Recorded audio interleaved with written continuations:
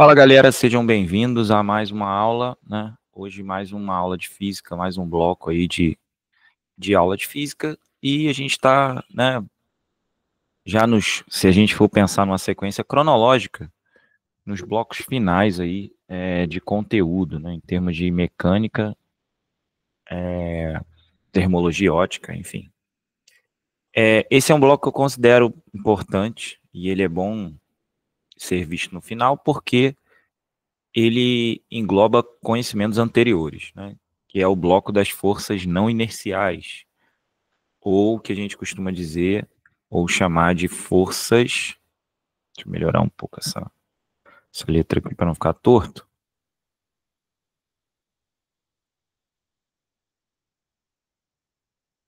Forças em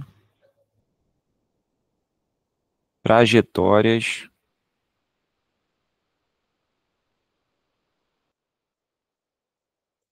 circulares, tá? É o que eu costumo chamar assim. Tá? Porque a gente acaba por estudar muita mecânica, né? Envolvendo movimento retilíneo, né? Envolvendo, às vezes, até parabólico, né? Eu cheguei a comentar sobre isso quando falei sobre lançamento oblíquo, mas agora chegou a hora da gente formalizar, né, essa ideia, da gente, enfim, pensar de maneira geral como que eu estou estudando, né, o que eu estou vendo em relação a trajetórias curvas. E aí agora, né, a gente vai poder tratar um pouco melhor esse assunto. Para começar, né, nesse tipo de assunto, a gente está falando de referenciais não inerciais, né? Então aqui a gente está falando de referências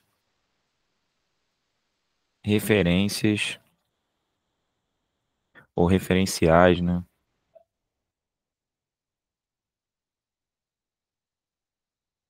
Vou chamar de referências não inerciais. O que isso significa? É que estarão inerciais, estarão aceleradas, né, em relação a você. Então, estão aceleradas em relação ao observador. Estão aceleradas em relação a você. Então, por exemplo, o que isso vai implicar? Nem toda ação vai ter uma reação, por exemplo, porque na realidade não vai existir uma força, né? Vai existir uma força chamada de força inercial, que não é uma força, na verdade é uma característica do sistema, então não vai ter uma reação para ela, né? É como você vê alguém acelerando em relação a você e você não está sendo acelerado para trás, você está parado, é a pessoa que está acelerando para frente. Então você não vai ter. Se você pensa que tem uma força atuando sobre você, você teria que ter uma reação. E essa reação não existe, né? Essa reação não faz sentido ter duas forças. Então, quando aparece uma força que atua... Então o que eu estou querendo dizer, né? Se você tem um carrinho aqui parado, por exemplo, e outro carrinho aqui parado, e esse carrinho passa a se mover para lá com a velocidade aumentando, ou seja, ele tem uma aceleração, para quem está nesse aqui, ó, vai parecer que ele está sendo acelerado para trás, quando na verdade ele só está parado. Porque a referência, que é o outro carrinho, está acelerada. Então, se eu penso que aqui tem uma força puxando ele para trás, eu deveria ter uma força puxando o outro para frente, né? Entre aspas. Mas não tem. Essa força não existe. Então, se ela existisse, a reação seria a força do carrinho, mas ela não existe de verdade, né? O meu carrinho está parado. Tanto que eu não sinto efeito nenhum. Eu deveria ser jogado para trás ou para frente, ou seja, as leis de Newton não vão valer, não vai existir inércia, não vai. Então, eu não quero entrar muito nesse detalhe, mas é só para você entender que, para certas referências, as leis de Newton precisam ser adaptadas, tá? Isso é normal, porque as leis de Newton valem para referenciais inerciais, ou seja, referenciais não acelerados. Muito bem. Então, vai aparecer uma força agora, chamada força centrípeta. A gente já falou sobre ela algumas vezes, mas agora eu quero formalizar isso. O que é a força centrípeta? A força centrípeta, né? Ela é a força, é resultante, vou botar assim, ela vai ser a resultante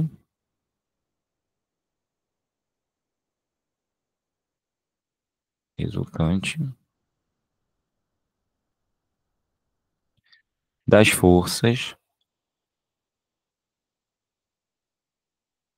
atuantes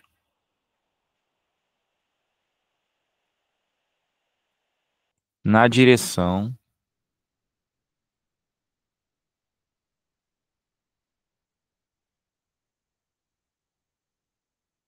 na direção do centro da trajetória,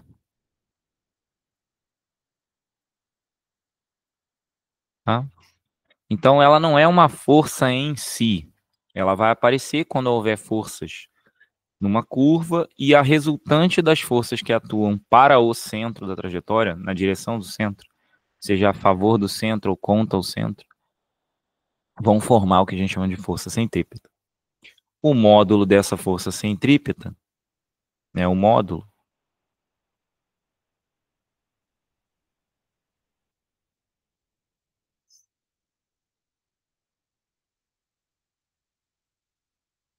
sempre será força centrípeta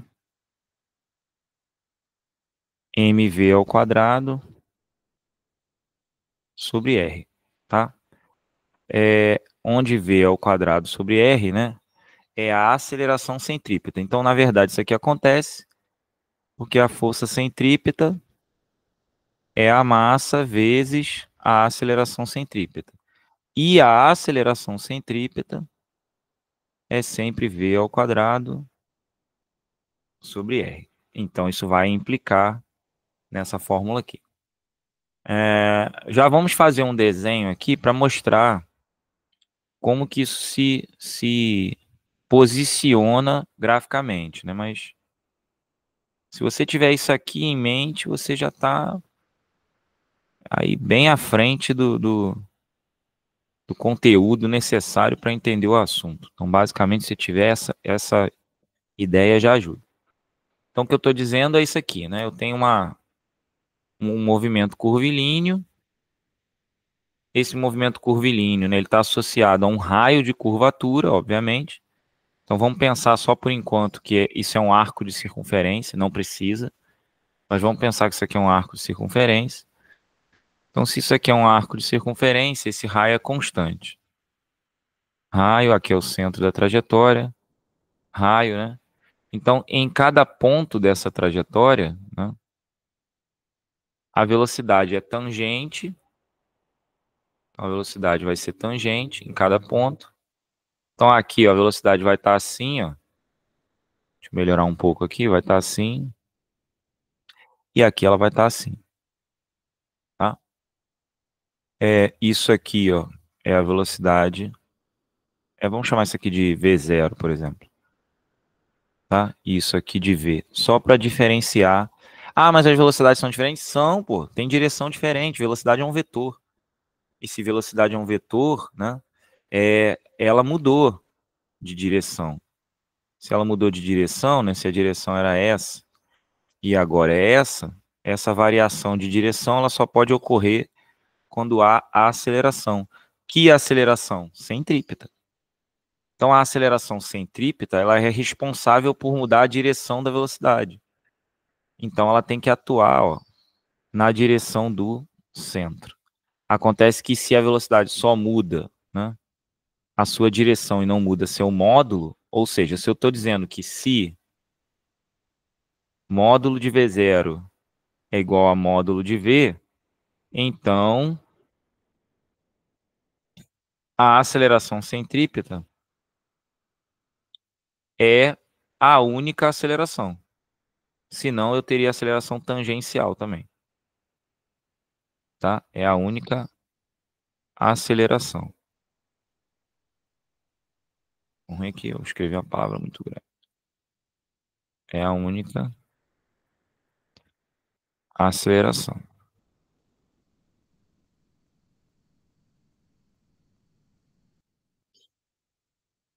Certo? Então aqui, ó, essa é a única aceleração, né? E lembrando, né, aqui tem que ser 90.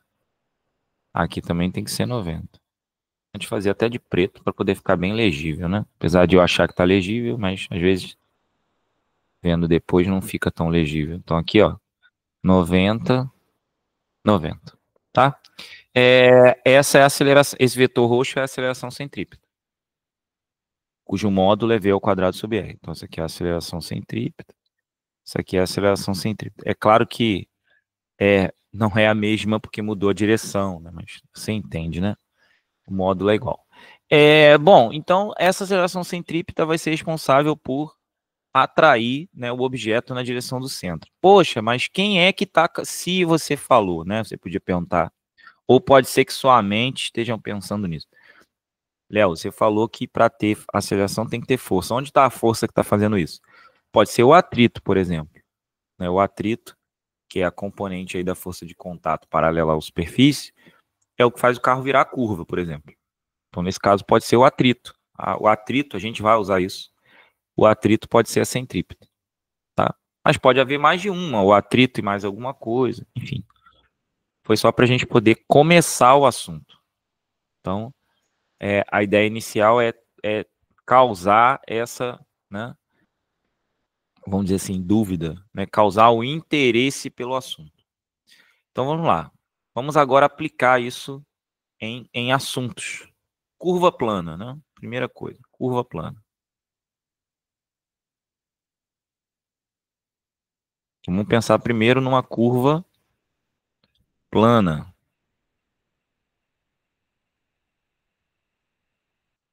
O que é a curva plana? Imagine em perspectiva num objeto fazendo curva assim, ó. Então eu estou olhando aqui em perspectiva, né? Carro fazendo curva. O carro está vindo assim, né? Tô falando do carro vindo assim na nossa direção aqui, ó. Tá? Então o carro está vindo na nossa direção. Ele está vindo com esse raio e ele quer fazer essa curva, tá?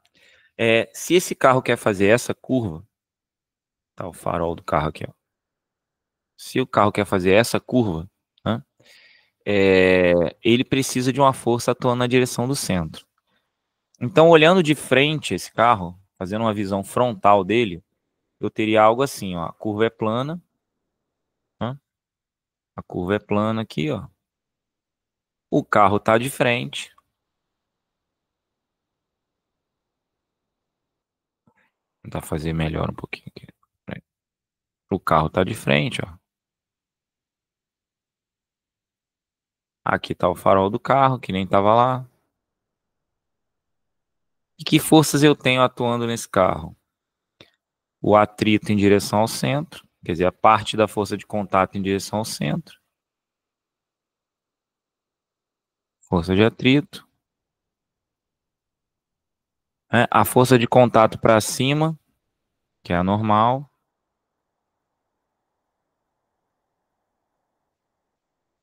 E o peso para baixo.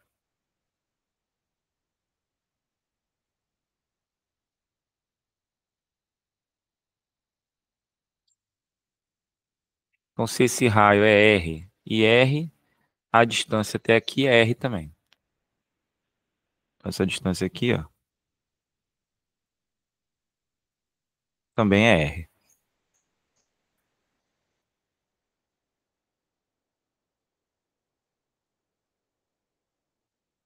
Ok. Então, eu sei que N igual a P. Agora, vamos às contas que devemos fazer, né? N é igual a P, porque o carro não se move verticalmente. Então, N é igual a mg. Só que na direção aqui, ó, do centro da trajetória, eu tenho F, que é a força de atrito, massa vezes centrípeta. Força de atrito. A máxima é mi vezes n, né? MA, M, aceleração centrípeta, V ao quadrado sobre R. Mas quem é normal? MG. Aqui, ó, normal, MG. Então vai ficar mi MG igual a M V ao quadrado sobre R. M vai simplificar, né? M vai simplificar. V ao quadrado igual a mi RG. Mi RG, obviamente, então, V vai ser raiz, né?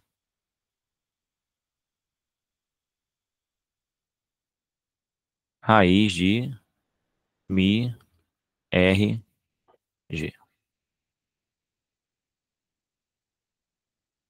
Ok? Então, ó,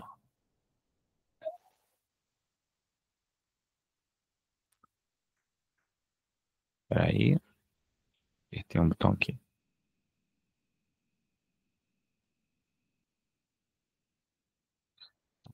Pronto. Aqui.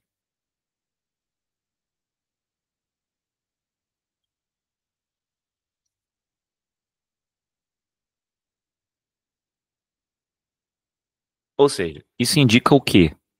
Quanto maior o raio, maior, né? É, quanto maior o raio que você tem, maior a velocidade que você vai estar nessa curva, né?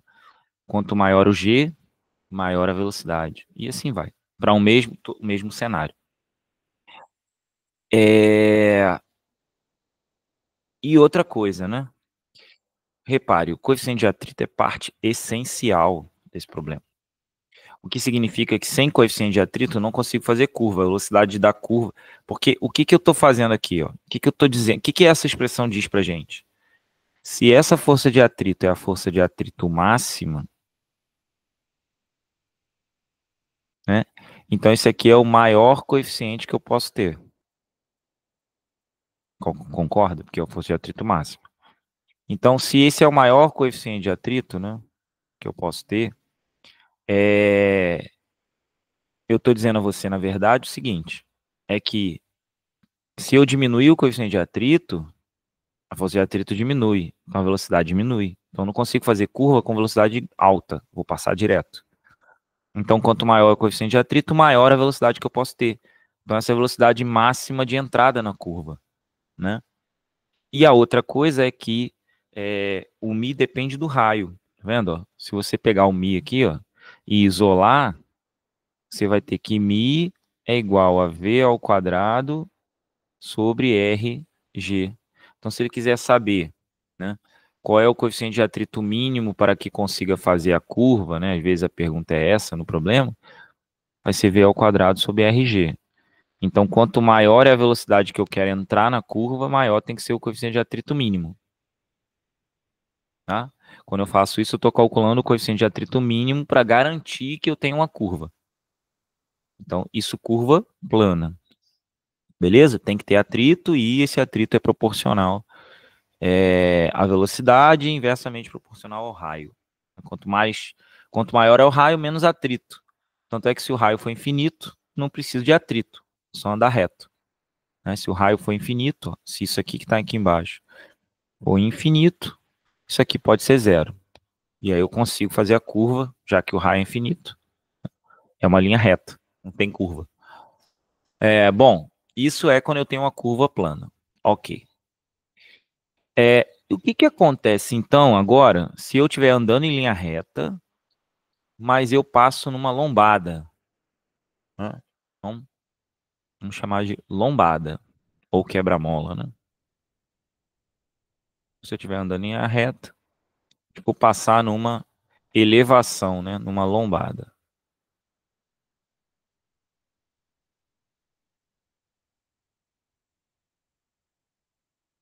Então, eu estou andando em linha reta e de repente eu faço isso. A pergunta é, quando meu carrinho estiver passando aqui, ó,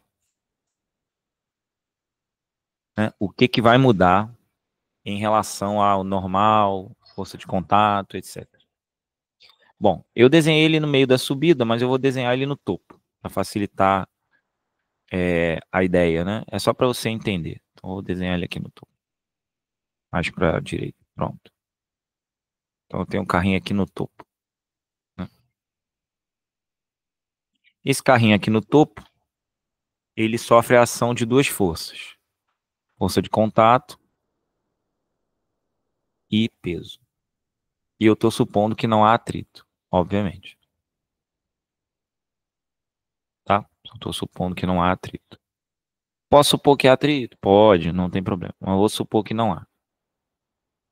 Então, peso ou que o atrito é mínimo. Certo? Você vai entender por que no final. Então, aqui, normal, peso. Ok? Ok. E aí, vamos fazer o seguinte, ó. Vamos desenhar aqui, ó, uma espécie de circunferência. Por quê? Porque a força de, né, centrípeta, ela depende dessa circunferência para ser calculada, né? Ela é mv ao quadrado sobre r. Então, eu vou pegar aqui esse ponto, vou ligar para cá, ó. Então, esse aqui é o nosso raio, que é o raio de curvatura, certo? E aí agora eu vou calcular. No ponto mais alto da minha curvatura, se ele está fazendo a curva para baixo, a resultante, né? A resultante vertical no ponto mais alto é P menos N. P menos N. Isso é igual à massa dele vezes a aceleração centrípeta. P menos N é a resultante vertical, né? E a resultante na direção do centro é a força centrípeta. Então aqui, ó, essa é a resultante na direção do centro, né? Então isso aqui faz o papel de centrípeta. Mas quem é peso? mg. mg menos n, mv ao quadrado sobre r. Ok. Então a normal, quem vai ser a normal? Vai ser mg menos mv ao quadrado sobre r. Entendi. Então a normal, quando eu estou fazendo a curva desse jeito, ela é menor do que a normal. Quando eu estou fazendo uma trajetória desse jeito, essa normal é a menor que a normal no plano. Porque a normal no plano, vamos pegar o nosso carrinho de novo, colocar ele aqui agora, ó. Quando ele está no plano, a normal é igual ao peso. Tá parecendo um pato, né? Quando ele está no plano, a normal é igual ao peso. E se ele tem a normal igual ao peso, vamos supor que essa normal aqui, ó, é a n'. Vou chamar aqui de n0. Vamos chamar de n0 para não ficar n', né? Um nome esquisito. Vamos chamar isso aqui de n0. Então, n0 é maior do que n. Porque isso aqui é n0, ó. Então, se n é n0 menos alguma coisa, o n0 é maior que n. Outra coisa, digamos que você no topo perde o contato, né? Você dá aquela, tipo, pulando. Você tá pulando, perde o contato. Se perde o contato, n igual a zero. Então, ó, se, entre aspas, perde o contato, eu posso calcular a velocidade máxima que você pode passar para não perder o contato e sair voando. Se n perde o contato, n igual a zero. Portanto, mg igual a mv ao quadrado sobre r. mg igual a mv ao quadrado sobre r. Não vai depender da massa. Vamos simplificar a massa. Simplifiquei. V igual a raiz de RG. Então, para você que está pensando em fazer igual o cara da caminhonete, né? E sair voando, essa é a velocidade para que isso aconteça, ó. Tem que ser maior do que RG. Ó. onde R é o raio de curvatura da lombada e G é a aceleração gravitacional do local. Se você tiver uma velocidade maior do que essa, você sobrevoa, você descola do plano. Você faz esse movimento, ó, descola e lançamento oblíquo, certo? Então, se você tem, ó, velocidade maior, você vai cair aqui. Então, isso aqui é quando V é maior do que raiz de RG. Beleza. E se for agora uma depressão?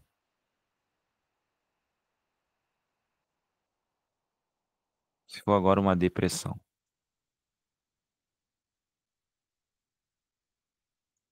Não a depressão doença, a depressão buraco. Aí agora a depressão vai ser isso, né? Vem assim, faz isso, continua.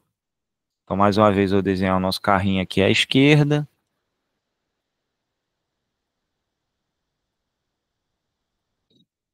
E o nosso carrinho aqui dentro do buraco. E aí aqui, obviamente, ó, você vai ter de novo uma circunferência, tangenciando os pontos de interesse. Vou desenhar o raio de novo, mesmo esquema, vou usar até o mesmo código de cores, para facilitar. Raio verde, peso, raio roxo, peso verde, raio verde, ou raio roxo, raio verde, peso verde, normal azul.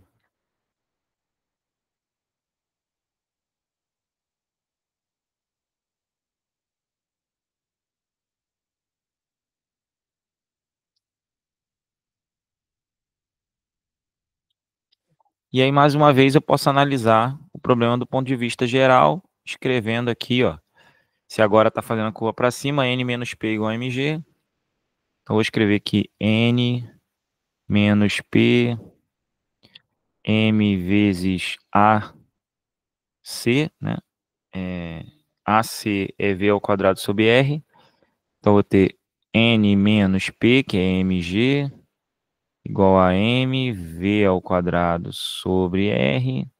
Então, o N vai ser MG mais mv ao quadrado sobre R. Então, quando o carro passa por uma depressão, a gente tem a sensação de pressão para baixo, porque a normal é maior que o peso, né? Ou seja, é maior do que a normal zero. Então, o contrário agora acontece do que acontecia antes. E aí agora não tem o caso da normal igual a zero, né? Não haveria essa possibilidade. O que ele pode pedir, né, nesse caso, é perguntar qual o valor da velocidade para que a normal seja o dobro do peso, né? Ou o contrário, né? Basicamente é isso. Ou triplo, né? Se eu quero que seja o triplo, tu bota 3 mg, passa para o outro lado, vai ter velocidade para que isso aconteça. Então a depressão talvez seja uma análise ainda mais simples do que a lombada, eu acho.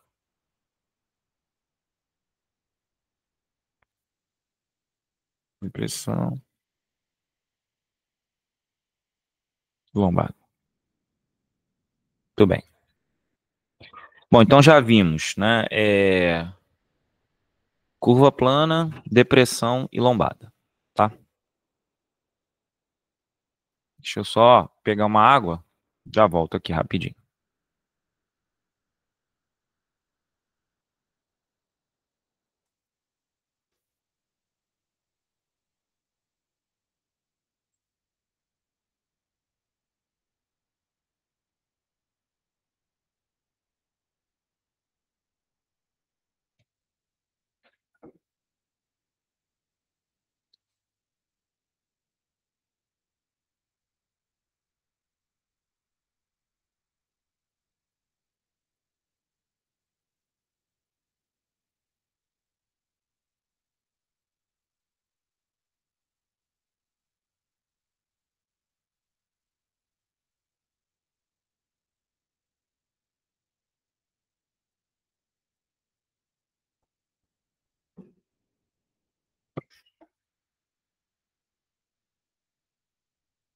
Pronto, voltei. Só pegar uma água aqui, porque a garganta tá seca já.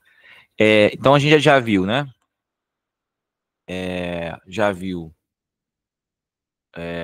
o que é lombada, o que é depressão e o que é curva plana, né? Tá aqui. Então a gente tem as relações aí importantes. E é claro, não coloquei atrito, né? Não coloquei nada disso, mas poderia ter colocado e calculado como o atrito vai ser influenciado. Porque aqui, ó, se eu tenho normal, o atrito vai ser mi vezes isso. O principal é esse. Outro assunto que aparece aqui dentro é o loop, né? Que é você ter essa situação aqui, ó. O carro vem, então, loop, ou looping, né? Ou loop, ou looping. Em inglês perfeito, né? Loop. É aquela série Looping. Aí tá aqui, ó. Enfim, você quer que o carro faça isso, ó. Você quer que o carro faça isso e complete uma volta. Ou o avião, né? Enfim, tem centenas de problemas aí. Vamos pensar no carro primeiro. Ou uma moto, né? Moto no Globo da Morte, né? A galera fala muito desse problema. Então você tem o carrinho do Hot Wheels, ele tem que chegar e completar, né? A volta aqui. Deixa eu ver se eu consigo fazer o carrinho bem rente aqui. Pronto. Ele tem que completar essa volta. Para ele completar essa volta, né? Aí tem a velocidade para cá. Eu não vou botar velocidade não, vou só colocar, ó, normal e peso. Normal. Acho que é normal fazer de azul para ficar com o mesmo código de cores, ó. O normal para baixo. Peso para baixo, que é verde. Peso para baixo. Então, peso normal de azul, normal e raio roxo.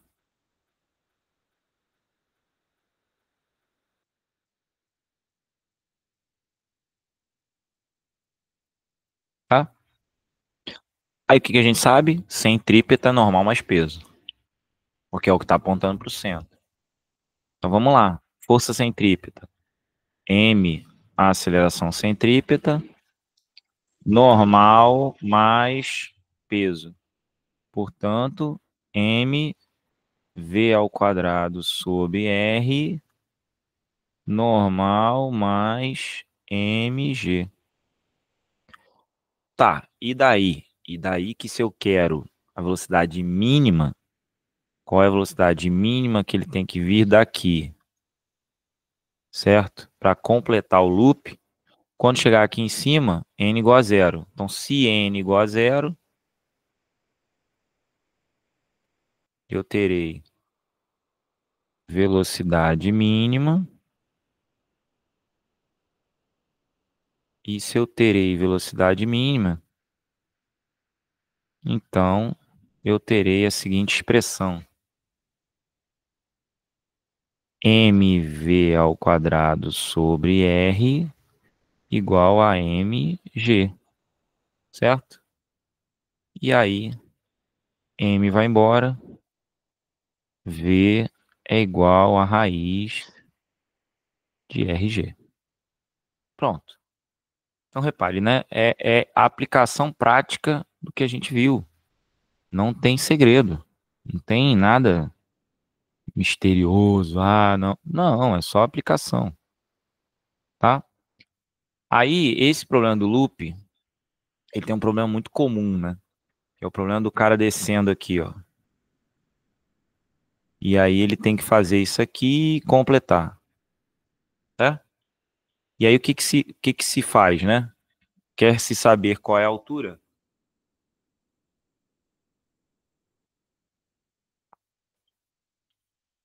Quer se saber para qual altura ele deve ser abandonado aqui, ó, para que quando ele chegar aqui, ele complete o loop minimamente. Raio R né? Certo? Aí o que eu já sei, né? Eu já sei que a velocidade mínima, né? Com a qual ele deve, né? Aí essa velocidade mínima, assim, do jeito que eu escrevi aqui, ficou até um pouco equivocado, né? A velocidade mínima, essa velocidade é a velocidade lá em cima, né? A velocidade mínima que está aqui é a velocidade mínima 1. A velocidade mínima que está aqui é a velocidade mínima 2, que é a velocidade mínima lá em cima. Claro que essa velocidade que está aqui não é a mesma que está lá, porque ele começa a perder velocidade quando começa a subir. Então a velocidade mínima aqui embaixo é 1, lá em cima a velocidade mínima é 2. Só para ficar claro isso, né? Que senão você pode achar que é a mesma velocidade, não é. É que eu usei mínima, mínima, mínima. É claro que se a mínima lá em cima é a mínima, aqui embaixo também é a mínima. É a mínima para chegar embaixo, para subir e chegar lá em cima, né? Claro, óbvio, tá? Mas então o que eu tô querendo dizer é o seguinte: se a velocidade aqui, né, é raiz de RG, né, que é a velocidade mínima 2. Essa é a velocidade aqui, V, né? E eu sei que ele sai daqui, ó, né? Eu sei que ele sai daqui de uma altura H.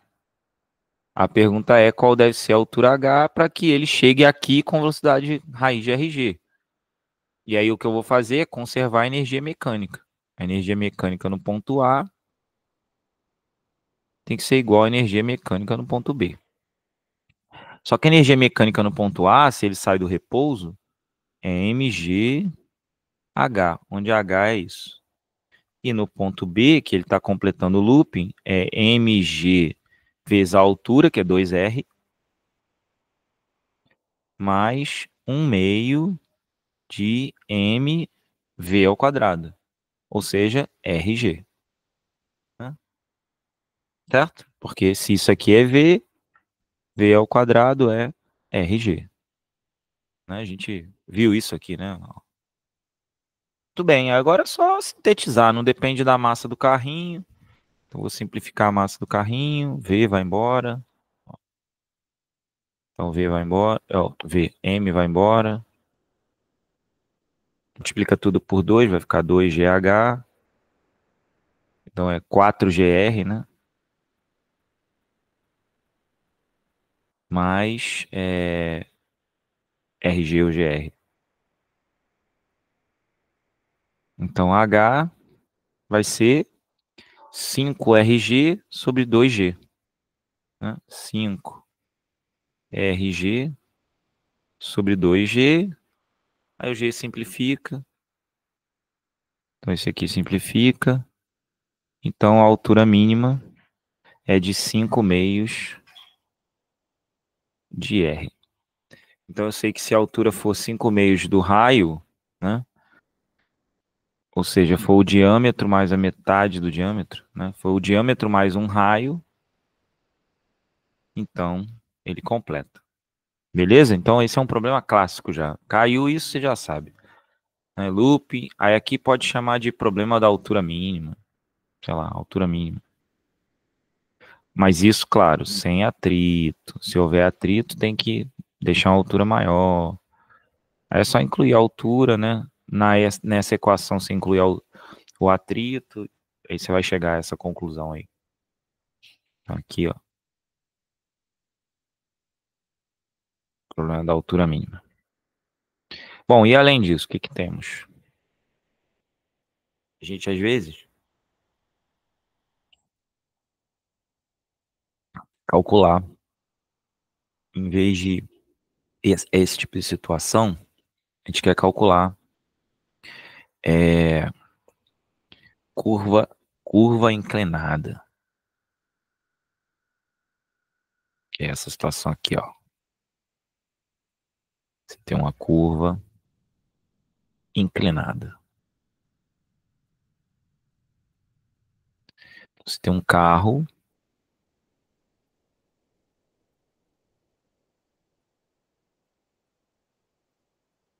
e está fazendo uma curva inclinada. É a mesma situação de antes, essa situação aqui, ó. Só que agora a curva ela é inclinada. inclinada de um ângulo θ. Vou tentar fazer um desenho aqui, meia boca, né? Um negócio assim. Só pra gente, né, esquematizar a ideia, ó. Algo meio que assim, ó. Uma cunha, né? Vou tentar fazer o desenho aqui assim, ó. Perspectiva pra você entender. Tá fazendo uma curva assim. E aí o carro tá vindo assim, né, ó. Aí agora ferrou pra desenhar esse carro, né? Vou tentar desenhar ele aqui mais ou menos. Assim, né? Tá vindo assim.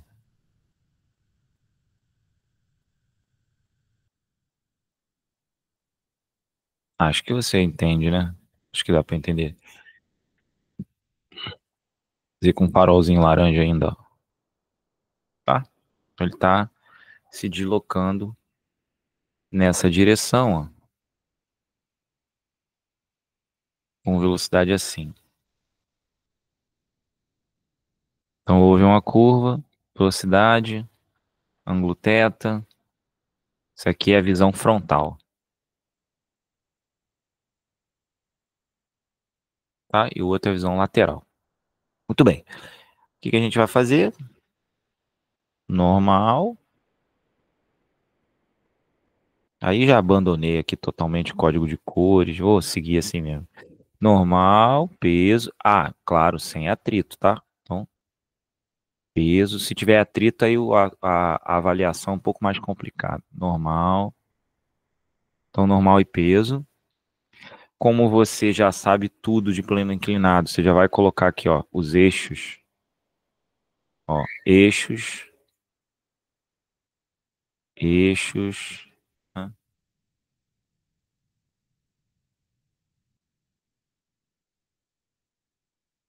Aí aqui é θ, né? Então aqui, ó, o que que teremos? Você tem algo projetado. Só que qual é o problema de fazer isso? Um problema só. A força que aponta na direção do centro não é essa aqui, ó. Então essa aqui não é a centrípeta. Você pode até fazer isso, não tem problema nenhum. Só que a centrípeta ela vai estar assim, ó, que ela aponta na direção do centro. Então você pode fazer assim e depois projetar. O que que eu recomendo que você faça? Que você use os eixos assim, mas que você se preocupe com essa direção aqui. Ou seja, quem está fazendo o carro fazer a curva é n cosseno de alguém. Agora, que alguém é esse? Ó, aqui é θ. Aqui é θ. Aqui é θ. Então, aqui ó, é um alfa. Certo? E quem está, né, apontando para cá é n cosseno alfa. Mas o cosseno de alfa é o seno de θ, porque olha aqui, ó, pode fechar um triângulo aqui, né? Então, isso é a mesma coisa que n vezes seno de θ, tá? E, é claro, é n vezes seno de θ, mas vamos lá. Então, eu sei que sabemos que saber. O que que sabemos, né? Sabemos que, além disso, né? N cosseno θ, agora sim eu vou usar o cosseno de θ, então, n vezes cosseno de θ igual a mg. Logo, n é igual a mg sobre cosseno de θ. Agora eu vou lá, força centrípeta. Quem quer força centrípeta? Agora sim, vamos lá. Força centrípeta. Força centrípeta, que é esse n aqui. Vamos chamar esse n de nx. E vamos chamar esse n, né? Esse aqui é o nosso nx, né? E esse n seno θ aqui, né? É o nx. O n cosseno θ, né? Ele é o ny. Beleza. Então vamos lá. Força centrípeta é o nosso Nx, que já sabemos ser N vezes seno de θ. Mas em contrapartida, N vezes seno de θ é igual a mv ao quadrado sobre r, onde r é o raio da trajetória. Já vamos chegar no raio da trajetória, tá? Mas quem é N dessa conta de cima? Essa conta aqui, mg sobre cosseno de θ. Ah, então eu vou substituir ali, vai ficar mg, ó, mg sobre cosseno de θ, mg sobre cosseno de θ, vezes, né, seno de θ igual a mv ao quadrado sobre r. Opa, beleza, show de bola. Então vou simplificar m, seno sobre cosseno é tangente, v ao quadrado vai ser r g tangente de θ. Então v é rg tangente de θ dentro da raiz. Então v raiz de rg tangente de θ. O que que isso me diz? Que se não há atrito, é possível fazer a curva desde que essa curva, né, respeite, né, essa relação. Ou seja, a velocidade máxima que eu vou entrar na curva é raiz de RG tangente de θ. Se θ igual a zero, se a curva é plana, θ igual a zero, curva plana. Né?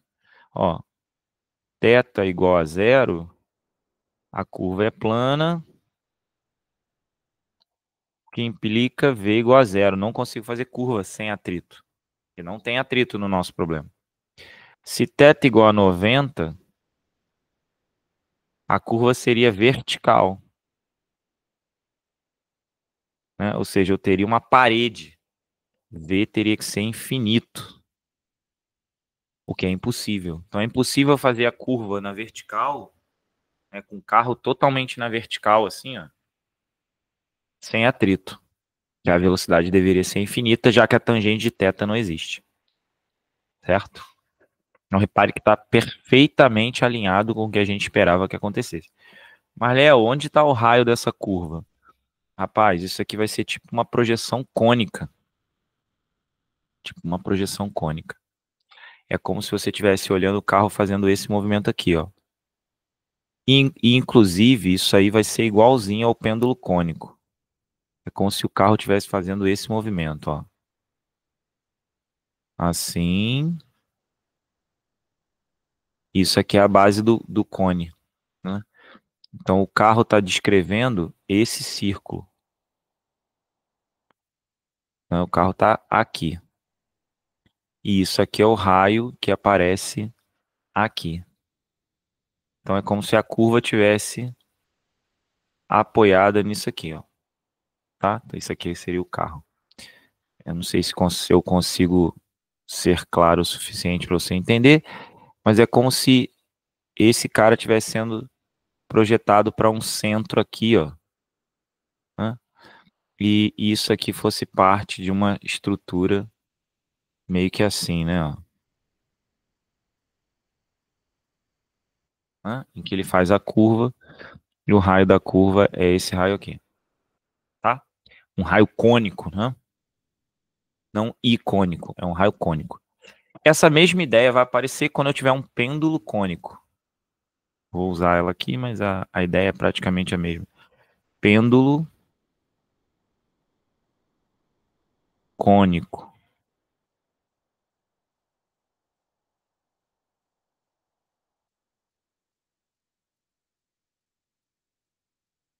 O que é esse pêndulo cônico? Vamos ver. É aquele que acontece assim, ó. É quando você tem essa situação, ó. Você tem uma pedra presa aqui a um fio e ela fica girando assim, ó.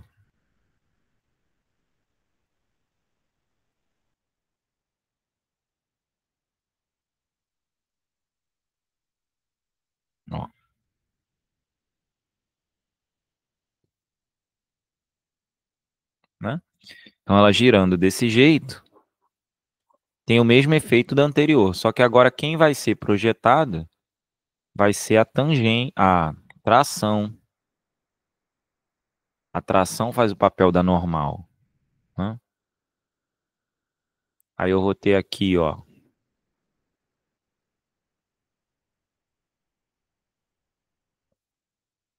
uma situação assim, ó,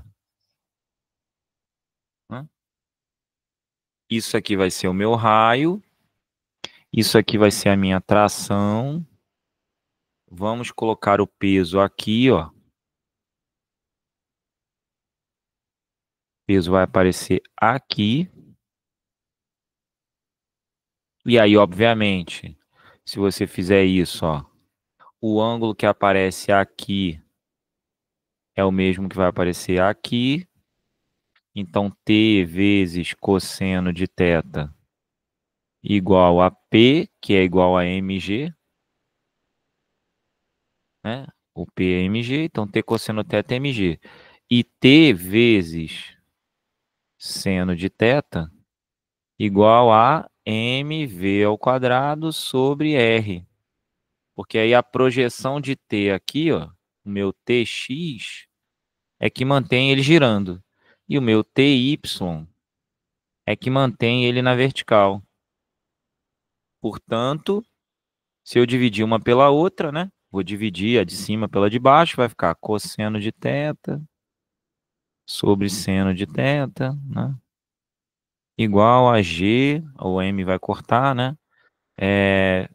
Vezes R sobre V ao quadrado.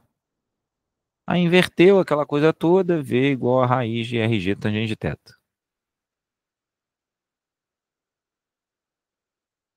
Se você quiser, você pode manipular antes, né? Eu não fiz isso, mas é só para ilustrar a ideia. Eu não estou querendo chover no molhado e repetir a mesma coisa, não. Tá? Já tinha falado que era igual, só estou provando por que é igual. Você pode dividir a de baixo pela de cima, vai cortar o M e tal, e etc, etc, etc, etc. E aqui, repare, nem tem atrito, então nem precisa pensar nisso, tá? Deixa eu ver o que mais aqui que eu posso acrescentar. Acho que não tem muito não, só para a gente falar aqui da... Ok. Deixa eu ver se ficou alguma lacuna. Acho que a única coisa que eu não falei foi sobre o pêndulo simples, tá? O pêndulo simples, ele apareceu já em aplicações tipo essas daqui, anteriores. Só vou comentar para a gente não deixar a ponta solta, né? Isso é o pêndulo cônico, mas existe o pêndulo simples. Pêndulo simples. E além disso, ainda existe o pêndulo físico. Mas o pêndulo físico vocês não estudam. Então, ó, vamos lá. Pêndulo simples. O que é o pêndulo simples?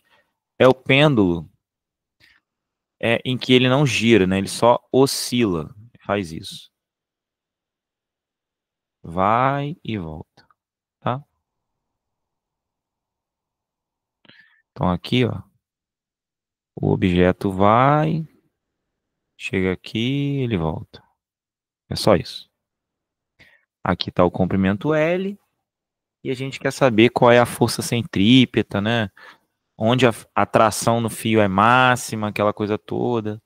Aí o que você vai fazer? Você vai traçar aqui uma vertical.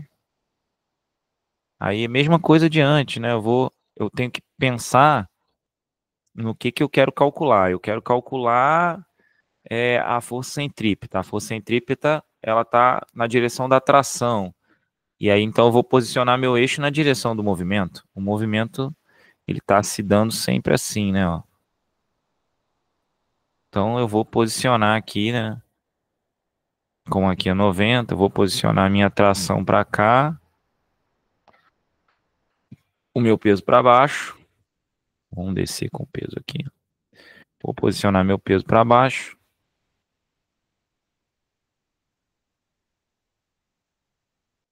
E aí eu sei que isso aqui é θ, né?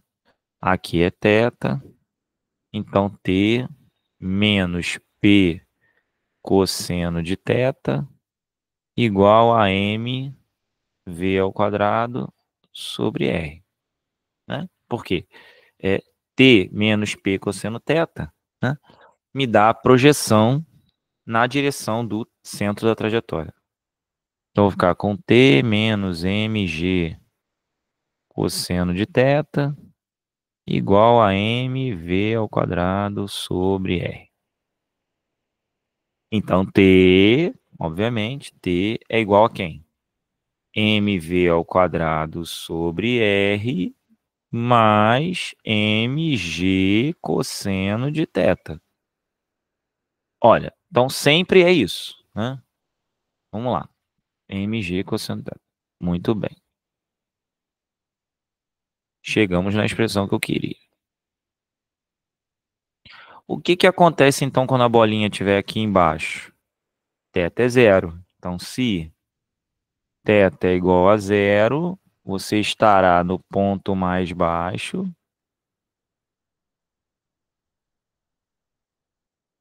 E se você estará no ponto mais baixo, você terá o seguinte. T igual a o quê? mv ao quadrado, né, sobre r mais mg vezes 1. O cosseno de zero é 1 e é o máximo valor do cosseno. Então, essa tração é a tração máxima. O raio é fixo, a velocidade é máxima na parte de baixo, né, que é quando ele acelerou o máximo que podia, né? A partir dali ele começa a frear para parar do outro lado. Pronto, aí agora, né, o que você tem?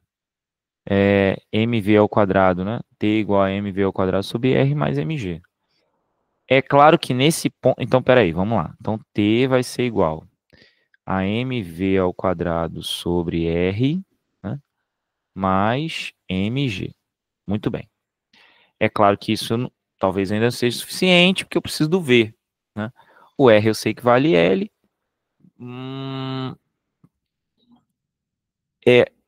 Só que, né, eu ainda preciso de alguns detalhes. Então, como que eu vou achar, por exemplo, esse v? Aí vai depender do quê? Da altura da qual ele foi abandonado, certo? E para achar essa altura, aí você vai apelar para uma coisa que a gente já viu, que é isso aqui, né? Vamos supor que isso aqui, ó, vamos supor que isso aqui, ó, seja o desnível sofrido por ele. Esse é o nosso ΔH. Tá? Esse ΔH, ó, ele é função de quem? Ele é função de θ e de L. Né? Por quê? Porque eu sei que esse ΔH, né, esse pedacinho aqui de cima, ó, esse pedacinho aqui, ó,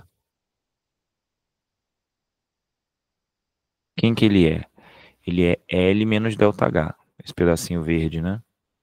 Ele é L menos ΔH. Ok. Então, eu posso dizer que mghzinho, né? Vamos dizer que aqui é zero e aqui é hzinho. Eu posso dizer que mghzinho no final é mv ao quadrado sobre 2. Simplificou.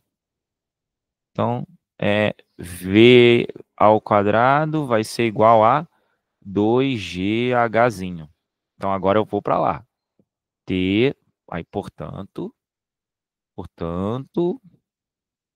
T vai ser igual a m sobre r vezes v ao quadrado, 2ghzinho, mais mg. Pronto. Aí tudo vai depender do quê? Né? De você saber a relação entre um e outro. Por quê? Porque eu sei que isso aqui é um triângulo retângulo, aí o problema vai te dar isso, né? Eu sei que isso aqui é um triângulo retângulo, ó, certo? E sei que cosseno desse θ é igual a L menos H, né? L menos ΔH, ou H simplesmente, sobre L. certo? Então eu posso escrever aqui, ó, quando eu for escrever ali, né, há uma relação lá, ó, H sobre R, né? Então aqui vai ficar T igual a 2mgh sobre L mais mg. Aí aqui tem um H sobre L e eu tenho essa relação aqui. Aí foi o que eu falei, tudo vai depender, né, de como você quer que o troço aconteça. Se o ângulo θ é muito pequeno, se o ângulo θ é muito pequeno, é muito próximo de 1. Isso aqui é muito próximo de 1. Então, H é próximo de 0. Aí, se o H é próximo de 0, isso aqui sai. Vai ficar T igual a mg. Enfim, aí tudo vai depender né, de como você quer que a coisa aconteça, né? Ele pode te dar qual é o H, né? Pode te dizer que o H é L sobre 2, por exemplo. Por exemplo, vamos supor que ele diga que o H, né? Que o H, um exemplo aqui, né? Que o H é L sobre 2. Aí quando eu faço isso, eu vou ter T igual a 2mgh, L sobre 2 sobre L, né? Então, mais mg.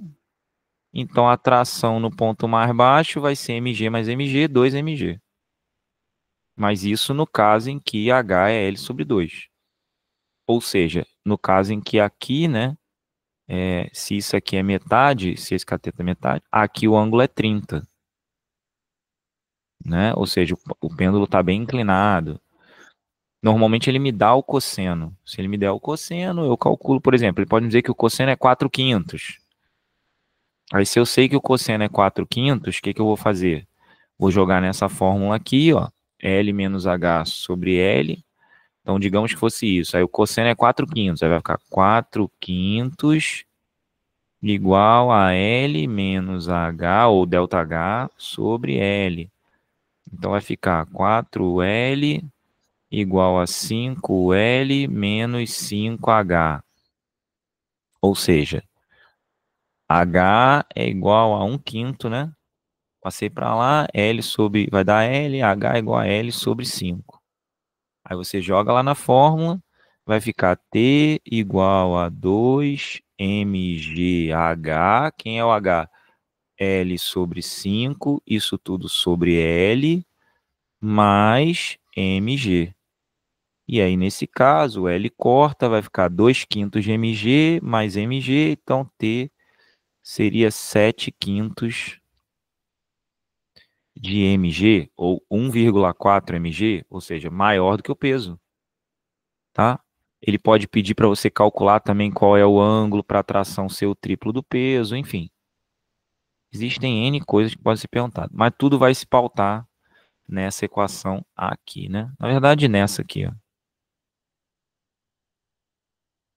Tá? Então, ele vai te dar o ângulo e com o ângulo você resolve o problema. E aí você transforma nisso e Brasil, né? Vai dar para safar o que você quer. Aí eu só vou marcar aqui como exemplos. Ó, exemplo 1. Nesse exemplo 1 eu usei, só para quando você for assistir de novo, você lembrar que nesse exemplo eu usei a altura como L sobre 2. Depois eu usei outro exemplo, né? O exemplo 2. Eu disse que o cosseno de θ era 4/5. Aí a gente usou essa ideia, né? Cosseno de θ igual a 4/5, para chegar a essa conclusão aqui. Porque a gente achou que o H é L sobre 5 e pronto. Tá? Bom, então é isso. Primeiro bloco aí cumprido, né? Um bloco bem interessante sobre forças em trajetórias circulares. Espero ter trazido um conteúdo bastante relevante para você, que você possa avançar muito aí nos seus estudos a respeito desse assunto e de outros, né, que envolvam essa mesma ideia. Beleza? Então, vou encerrar esse bloco. Até a próxima. Tchau.